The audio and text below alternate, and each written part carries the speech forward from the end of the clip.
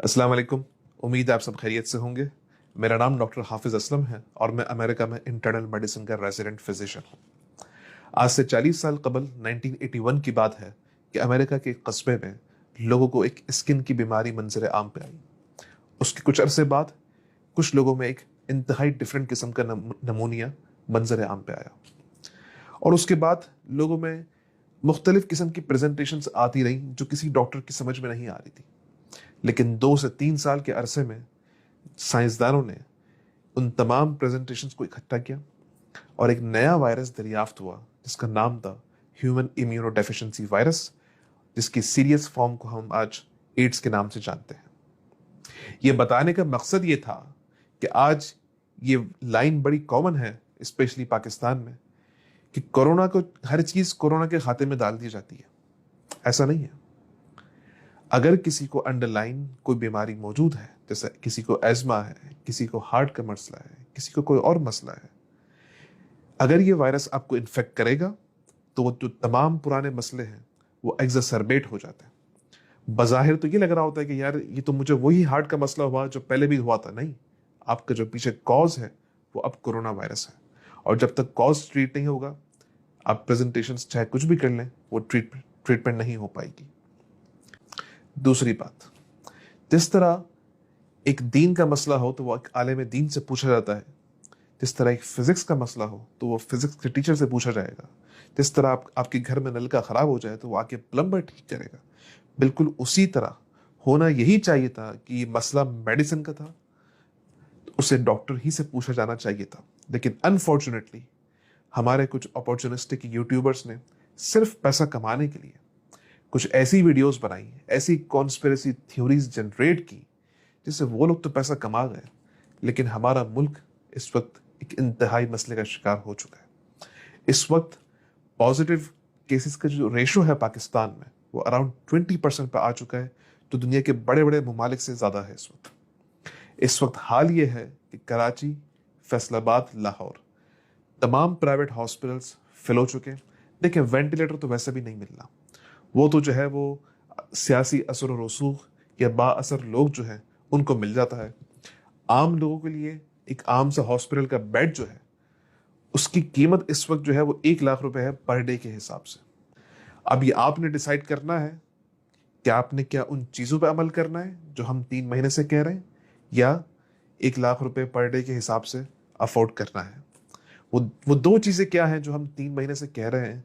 आपने देखा होगा कि दुनिया भर में इस वक्त हज़ारों लाखों की तादाद में हेल्थ केयर वर्कर्स हॉस्पिटल में काम कर रहे हैं फ्रंट लाइन के तौर पे, और अल्लाह के करम से वो बचे हुए हैं। दुनियावी ज़राए देखें अगर आप, तो वो दो चीज़ें हैं, एक सर्जिकल मास्क पहनना और एक 6 फीट या 2 मीटर की सोशल डिस्टेंसिंग मेंटेन रखना। जैसे मैंने बात की उन यूट्यूबर्स की, एक कॉन्स्पिरेसी थ्योरी जनरेट की गई कि WHO हज़ारों डॉलर देता है अगर आप कोरोना से पॉजिटिव आए हॉस्पिटल को, और अगर खुदा ना खास्ता इंतकाल हो जाए किसी का तो $1 मिलियन के हिसाब से हॉस्पिटल को प्रोवाइड किया जाता है। आइए इस पे कुछ रियलिटी, इसकी जो रियलिटी वो जरा देखते हैं। अमेरिका में एक बहुत बड़ी ऑर्गेनाइजेशन जिसके सैकड़ों की तादाद में हॉस्पिटल्स हैं, अभी कल ही मुझे बताया गया कि उसको तकरीबन पर डे $1 मिलियन का लॉस हो रहा है। उसकी वजह क्या? कि हॉस्पिटल जो जनरेट करता है पैसा वो सर्जरी से करता है, वो कार्डियक कैथेटराइजेशन से करता है, वो दूसरे प्रोसीजर से करता है। वो तो कुछ भी नहीं हो रहा है इस वक्त, तो हॉस्पिटल भी लॉस में। दूसरी बात, पंजाब में इस वक्त जो सैलरी मिली है वो कट लगा के मिली है, वो कम हुई है। तो कौन पैसा कमा रहा है भाई? कहां से आप ये लेके आ गए कि पैसा कमा रहे हैं? WHO तो खुद कंगाल हो चुका है, अमेरिका उसकी फंडिंग खत्म कर चुका। तो जरा सोचें कि आप क्या फैला रहे हैं। देखिए, इन कॉन्स्पिरेसी थ्योरीज से कोरोना वायरस का तो कुछ भी नहीं जा रहा, जाना अवाम का है और उस मुल्क का है। एक और बात हमसे पूछी गई कि मुझे लो ग्रेड फीवर हो रहा है, मुझे हाई ग्रेड फीवर हो रहा है, 1 घंटे के लिए फीवर हुआ है, तो क्या करें?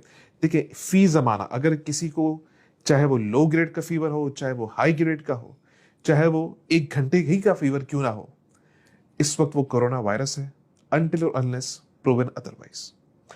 फीवर के साथ साथ अगर किसी को कोई शॉर्टनेस ऑफ ब्रेथ हो रही है, यानी सांस लेने में तकलीफ, किसी को चेस्ट पेन हो रहा है, सीने में तकलीफ, किसी को लॉस ऑफ टेस्ट या स्मेल है यानी सूंघने और चखने की सलाहियत का खात्मा, या किसी को ऑल्टर्ड मेंटल स्टेटस हो रहा है। इसका मतलब ये कि आप किसी मरीज को देख रहे हैं कि यार उसका वो दिमागी तवाजुन कल तक सही था, आज खराब हो रहा है। तो ये सारी निशानियां कोरोना वायरस की हैं। अब ये अलामत किसी में जाहिर हो गई तो अब क्या करें? अब एक केस ले लेते हैं कि कोई अफोर्ड नहीं कर सकता टेस्ट। ये आजकल पाकिस्तान में इन कॉन्स्पिरेसी थ्योरीज की वजह से लोग हॉस्पिटल नहीं जाना चाहते। तो आप क्या करें? आप सिर्फ घर में अपने आप को आइसोलेट करें फॉर 14 डेज। बेहतर तो यही है कि टेस्टिंग करवाएं। अगर अफोर्डेबिलिटी नहीं है और अगर आप नहीं करवाना चाहते तो ये आपका पूरा पूरा राइट है। आप घर में 14 डेज के लिए अपने आप को आइसोलेट कर लें। अच्छा, घर में जब आप अपने आप को आइसोलेट करेंगे तो ये 5 काम आपने करने हैं। एक, कि अगर आपको कोई फीवर है या किसी और तरह का सिम्टम है तो आपने पैराडोल खानी है। दूसरा, अपने प्राइमरी केयर फिजिशियन से बराह रास्त डेली बेसिस पे कांटेक्ट में रहना है और उसे अपनी सिम्टम्स बताते रहना है। तीसरा, आपको फ्रीक्वेंट हैंड वॉशिंग करनी है।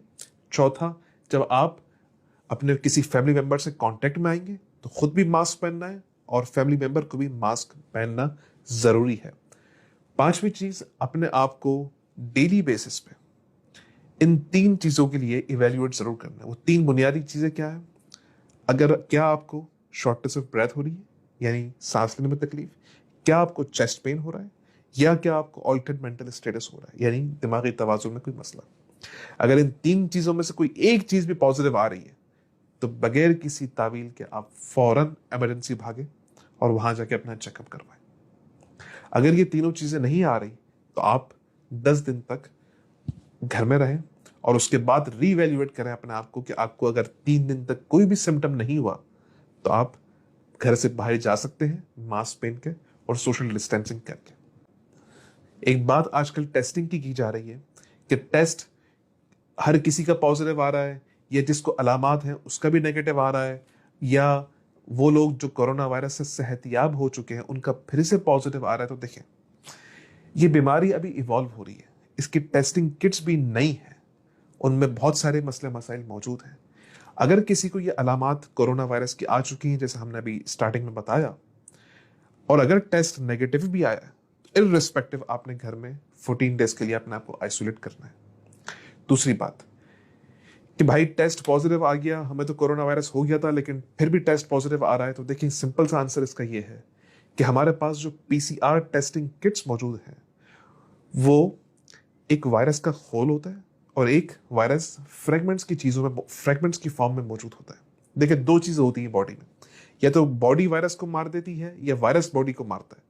अगर बॉडी वायरस को मारेगी तो वायरस के टुकड़े टुकड़े कर देती है। तो जो इस वक्त पीसीआर टेस्टिंग किट्स मौजूद हैं वो उन टुकड़ों में और एक पूरे वायरस में वो डिफरेंशिएट नहीं कर पाती। इस वजह से वो लोग जो कोरोना वायरस से सेहतयाब हो चुके हैं उनमें भी पॉजिटिव टेस्टिंग आ रही होती। तो इसमें घबराने की जरूरत नहीं है। एक बार आपको इन्फेक्शन हो गया तो री इन्फेक्शन के चांसेस इंतहाई कम है अब तक के डेटा के हिसाब से। एक सवाल हमसे ये पूछा गया कि कितने अरसे में अगर आप एक्सपोज हुए तो कितने अरसे बाद आपको टेस्ट करवाना है, तो उसका जवाब यह है कि 2 से 3 दिन बाद। एक बात ये पूछी गई कि इसका ट्रांसमिशन रेट क्या है, तो इसका ट्रांसमिशन रेट 5 to 10% है। यानी किसी महफिल में अगर एक कोरोना वायरस का पॉजिटिव पेशेंट या एसिम्प्टोमेटिक कैरियर मौजूद हो तो वहां पे अगर 100 लोग मौजूद हों तो उसमें से 5 से 10 लोगों को कोरोना वायरस होने का खदशा है। एक सवाल ये पूछा गया कि पेट के कीड़े मारने की एक मशहूर दवाई आइवरमेक्टिन क्या ये ले सकते हैं? देखिए, लेबोरेटरी के अंदर जो टेस्ट किया गया तो ये दवाई इफेक्टिव थी, लेकिन कोई भी ऐसा डाटा मौजूद नहीं है कि आउट पेशेंट सेटिंग में ये दवाई हम किसी को प्रेस्क्राइब कर सकते हैं। ये अंडर द ट्रायल मेडिकेशन है। इसका मतलब ये है कि इसे सिर्फ और सिर्फ हॉस्पिटल के अंदर दे सकते हैं। आखिर में सिर्फ यही कहना चाहूंगा कि अपने डॉक्टर्स पे ट्रस्ट करें। कोई पैसा नहीं बना रहा, कोई पैसा कमा नहीं रहा इस पे। जो फ्रंट लाइन वर्कर हैं वो खुद परेशान हैं अपने लिए और अपनी फैमिली के लिए। आखिर में आप सबसे गुजारिश करूंगा कि इन कॉन्स्पिरेसी थ्योरीज से कोरोना वायरस का कुछ भी नहीं जाना हमारा है। कोरोना वायरस पूरी अपनी आबोताब से पाकिस्तान पे हमलावर हो चुका है। अगर हमने अपनी एहतियात ना की तो उसके हालात बड़े संगीन हो सकते हैं, अपने लिए नहीं, अपने बुजुर्गों के लिए, अपने माँ बाप के लिए और बाकी जो हमारी ओल्ड पॉपुलेशन है उसके लिए सोचें और अपना ख्याल रखें। और आपसे हाथ जोड़ के गुजारिश है कि किसी भी तरह की कोई अलामत मौजूद है तो प्लीज़ प्लीज़ घर में रहें, बाहर निकल के ना खुद अपने आप को मज़ीद बीमार करें ना दूसरों को इन्फेक्ट करें। इसके अलावा आपका कोई और सवाल हो, कोई और कमेंट हो, आप बिल्कुल कर सकते हैं एमडी चैनल पे, इनबॉक्स के थ्रू या कमेंट्स पे। अपना ख्याल रखें।